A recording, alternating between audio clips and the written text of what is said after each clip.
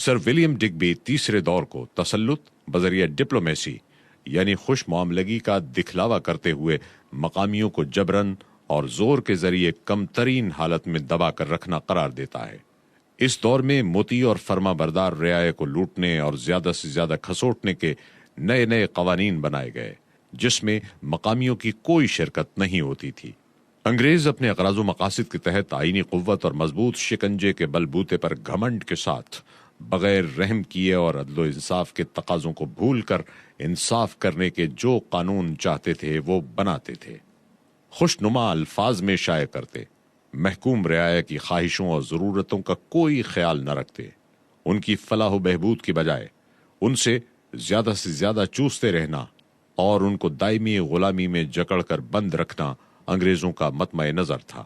وہ بدمست تھے اور رعایا کی ذرہ برابر بھی پرواہ نہ کرتے تھے۔ تاجرانہ ہوس اور حصول منفعت کے لیے انہوں نے حکومت کو ذریعہ بنا لیا تھا۔ متبنہ بنانے کے قدیم مقامی رواج کو یکلخت ناجائز قرار دے کر تقریباً 15 ریاستیں اپنے قبضے میں کر لیں۔ اس طرح بلا وجہ صوبہ سندھ، صوبہ اودھ اور صوبہ پنجاب کو یکے بعد دیگرے اپنے قبضے میں لے آئے۔ سر جان سلیور جو مدراس کے بورڈ آف ریونیو کا صدر ہے، کہتا ہے، ہمارا طرز حکومت اسپونج سے بہت مشابہت رکھتا ہے۔ وہ گنگا کے دھارے سے تمام نعمتیں چوس لیتا ہے اور ٹیمز کے کنارے نچوڑ دیتا ہے۔ سر جان شور جس کا تعلق بنگال سول سروس سے تھا اور بعد میں وائسرائے ہند بنا، 1833 کے قانون کے متعلق کہتا ہے، انگریز کا بنیادی اصول یہ رہا ہے کہ ہر صورت میں ہندوستانیوں کو اپنی اغراض کا غلام بنا لیا جائے۔ ان پر محصولات اتنے لگا دیے ہیں کہ ان پر اضافے کی کوئی گنجائش نہیں چھوڑی۔ یکے بعد دیگرے جو صوبہ ہمارے قبضے میں آیا اس کو مزید وصولیابی کا میدان بنا لیا ہے، اور ہم نے اس بات پر ہمیشہ فخر کیا ہے کہ دیسی والیان ملک سے جتنا وصول کرتے تھے اس سے ہماری آمدنی کہیں زیادہ ہے۔ اس کا نتیجہ یہ ہے کہ رعایا ہم سے نفرت کرتی ہے اور ہر طاقت کا خیر مقدم کرنے اور اس کے جھنڈے کے نیچے جمع ہونے کے لیے تیار رہتی ہے، بشرطے کہ اس میں قدرت ہو کہ وہ ہمیں تباہ کر سکے۔ بر صغیر سے انگلستان منتقل ہونے والی دولت کا اندازہ معلوم ذرائع کے مطابق اس طرح سے ہے۔ پلاسی اور واٹرلو کی جنگ کے دوران انگلستان منتقل ہونے والی دولت بروکس ایڈمسن کے مطابق کروڑوں اشرفیاں اور خزانے ہیں، جو یورپ کی مجموعی دولت سے کہیں زیادہ تھے۔ میجر وینگٹ 15 ارب روپے کا تخمینہ لگاتا ہے۔ 1933 میں وٹھل بھائی پٹیل سابق صدر آل انڈیا اسمبلی نے امریکہ میں تقریر کرتے ہوئے بتایا، بینک آف انگلینڈ میں بر صغیر کا 30 ارب پاؤنڈ جا چکا ہے، جو 4 کھرب 50 ارب روپے بنتا ہے، اور موجودہ حساب سے 37 ٹریلین 50 بلین روپے بنتا ہے۔ ان طریقوں کے علاوہ ایک اور عجیب و غریب طریقہ لوٹ کا ملاحظہ کیجیے۔ 1760 عیسوی سے بر صغیر کے قومی قرضے کی مد قائم کی گئی۔ لطف یہ ہے کہ روز اول سے آخر دم تک برطانیہ کی گرہ سے ایک کوڑی بھی خرچ نہیں ہوئی۔ ہندوستان ہی کے مال سے اور انہی کے خون سے ملک پر قبضہ کیا گیا۔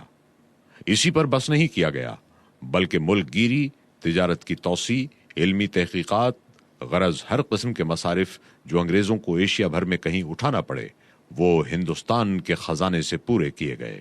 منافع ہمیشہ انگریزوں کی جیب میں جاتا رہا، اور خرچہ یا خسارہ ہوتا تو ہندوستان کے سر مڑھا جاتا۔ مسٹر آر سی دت کہتے ہیں، بر صغیر کا سارا قومی قرضہ جو کمپنی کے 100 سالہ عہد میں بڑھا، وہ صرف اس وجہ سے کہ جو مصارف انگلستان میں ہوتے تھے ان کا بار بر صغیر پر ڈالا جاتا تھا۔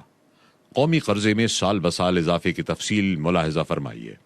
1792 عیسوی میں 70 لاکھ پاؤنڈ، 1805 میں 2 کروڑ 10 لاکھ پاؤنڈ، 1857 میں 6 کروڑ 95 لاکھ پاؤنڈ، 1860 عیسوی میں 10 کروڑ پاؤنڈ، 1913 عیسوی میں 30 کروڑ 70 لاکھ پاؤنڈ، 1924 میں 48 کروڑ 58 لاکھ 40 ہزار پاؤنڈ، 1925 میں 51 کروڑ 17 لاکھ 80 ہزار پاؤنڈ، 1928 میں 1 ارب پاؤنڈ۔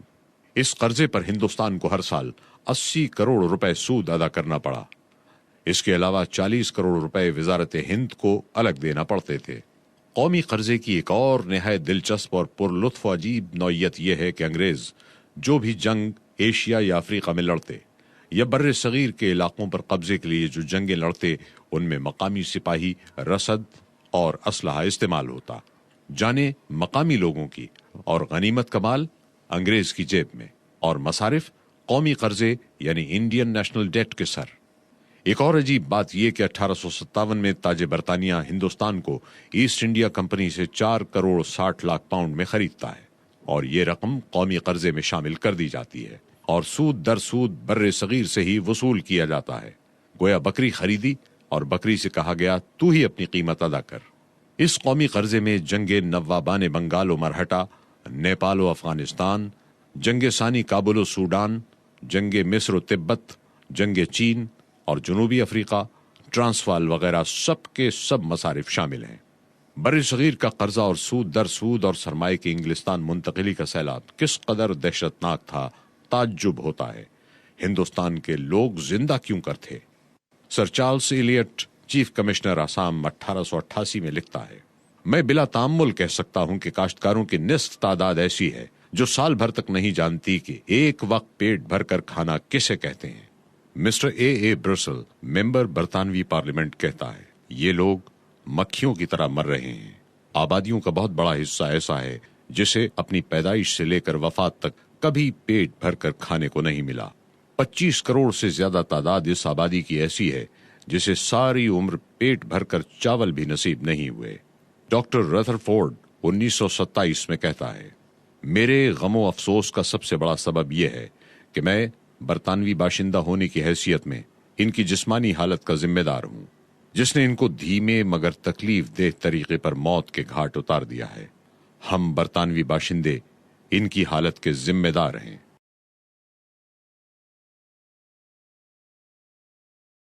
باوجود کہ اکا دکا زندہ ضمیر انگریز دانشوروں نے واویلا مچایا، مگر سنگ دل انگریزوں کی لالچ کی آگ بھڑکتی ہی رہی۔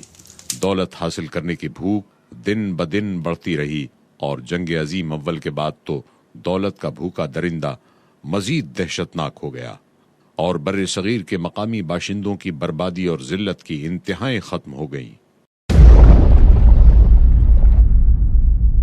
انگریزوں کے ہاتھوں زرعی بربادی۔ زراعت کے بارے میں بھی انگریزوں کی پالیسی نہایت اندوہناک اور دلخراش ہے۔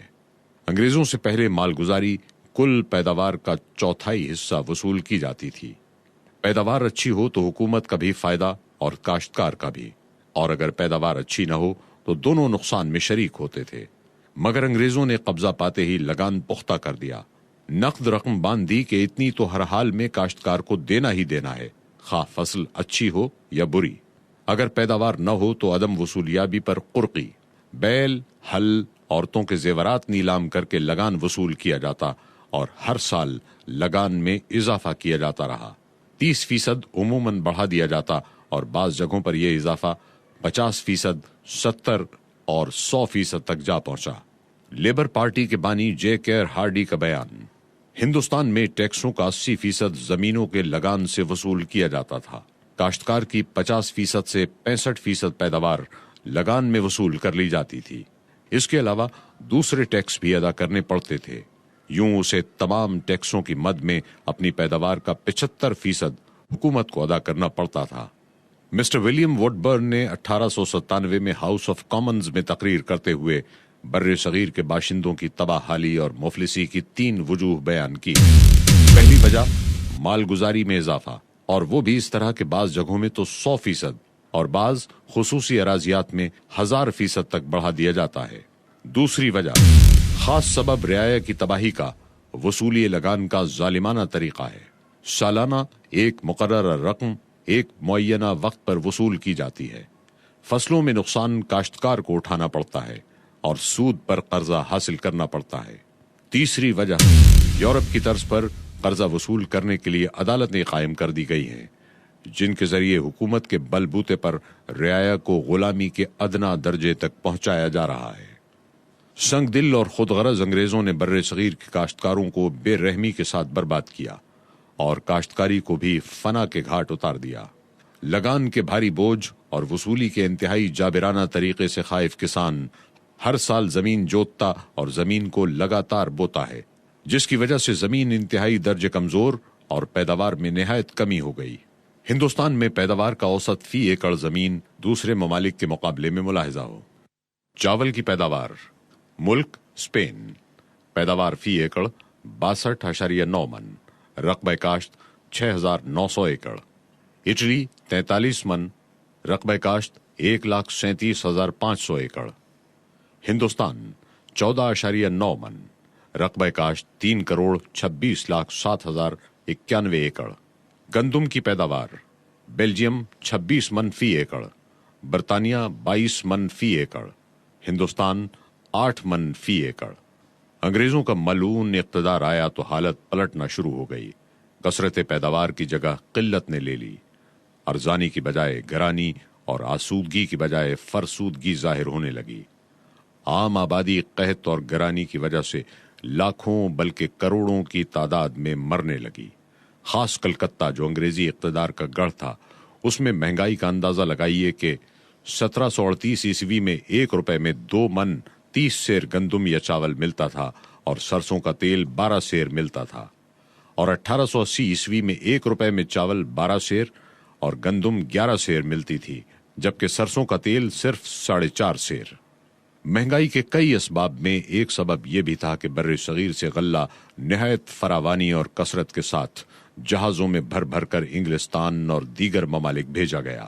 رائل ایگریکلچر سوسائٹی کی رپورٹ میں درج ہے کہ 1883 میں 11,86,83,710 من گندم ہندوستان سے باہر بھیجی گئی، یعنی 1883 میں ہر گزرنے والے منٹ میں 229 من گندم بر صغیر سے نکالی گئی۔ سرکاری اعداد و شمار کے مطابق فی منٹ چاول 118 من، گندم 65 من، ارہر کی دال 50 من، مسور کی دال 55 من، مونگ پھلی 55 من بھیجی گئی۔ برآمدات کے 1913 کے اعداد و شمار: چاول 8 کروڑ 76 لاکھ من، گندم 3 کروڑ 50 لاکھ من، کپاس 1.5 کروڑ من، پٹسن 2.25 کروڑ من، چائے 36 لاکھ من سے زائد۔ پنڈت دیا شنکر دوبے کے مطابق 1918 تا 19 میں چاول کی برآمد 56 کروڑ 50 لاکھ من بنتی ہے۔ یہ سارے اعداد و شمار سرکاری ہیں، اور ظاہر ہے کہ یہ زیادہ تو ہو نہیں سکتے، ہاں کم ہونے کے قوی امکانات موجود ہیں۔ بہرحال یہ اعداد و شمار بھی کچھ کم نہیں۔ اس قدر اناج نکل جانے سے جو تباہی، فاقہ اور گرانی بر صغیر میں آ سکتی تھی، وہ محتاج بیان نہیں۔ چنانچہ ہندوستان دنیا بھر کے ملکوں میں سب سے زیادہ مفلس ہو گیا، آمدن کا تناسب بھی سب سے کم ہو گیا، اور ان کی زندگی دنیا بھر کے فاقہ مستوں کے مقابلے میں سب سے زیادہ اجیرن بن گئی۔